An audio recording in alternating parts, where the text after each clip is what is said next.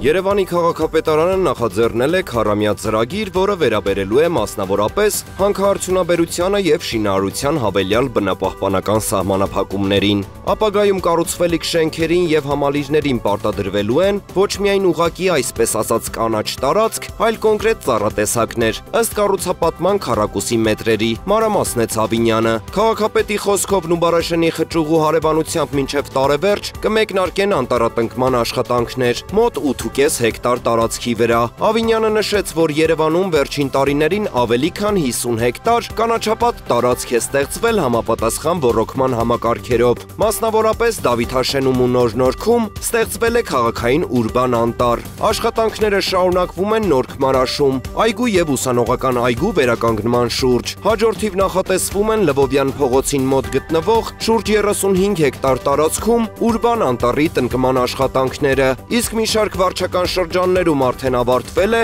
կանաչապատման քարտեզագրումը։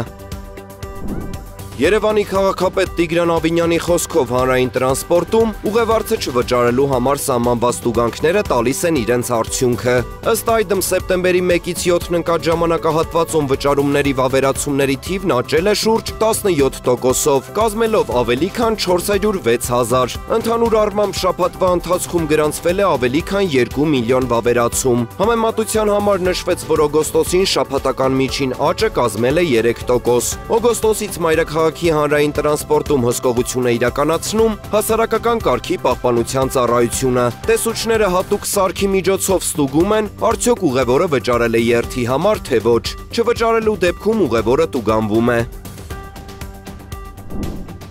Հայաստանի Հանրապետության կառավարությունը սեպտեմբերի նիստում հաստատեց ԵԱՏՄ-ի եւ Մոնղոլիայի միջև ազատ առևտրի ժամանակավոր համաձայնագրի նախագիծը։ Փաստաթուղթը ստորագրվել է հունիսի 27-ին Մինսկում։ Համաձայնագիրը նախատեսում է ներմուծման եւ արտահանման ընթացակարգերի պարզեցում, ինչպես նաեւ փոխադարձ հիմունքներով մաքսատուրքերի կրճատում։ Յուրաքանչյուր կողմից 367 ապրանքային անուն։ Հայաստանի համար հատկապես կարևոր են ծխախոտի, կոնյակի, շոկոլադի, հանքային ջրի եւ պահածոյացված մրգերի արտահանման համար նվազեցված տոկոսադրույքները։ Արդյունքում Մոնղոլիայում հայկական ապրանքների միջին մաքսատուրքը կնվազի 7.5%-ից մինչև 1.2%։ Արտոնությունները կտարածվեն Հայաստանից ներկայիս արտահանման 98%-ի վրա։ Մաքսային վիճակագրության համաձայն Հայաստանից Մոնղոլիա արտահանումը 2024 թվականին կազմել է $340,000, իսկ 2023 թվականին $516,000։ Մոնղոլիայից Հայաստան ներմուծումը կազմել է համապատասխանաբար $53,000 եւ $7,000։ Կառավարության գնահատականներով հաշվի առնելով մատակարարումների հնարավոր աճը, մաքսատուրքերի կրճատումը թույլ կտա հայկական ընկերություններին տարեկան խնայել մինչև $1 միլիոն։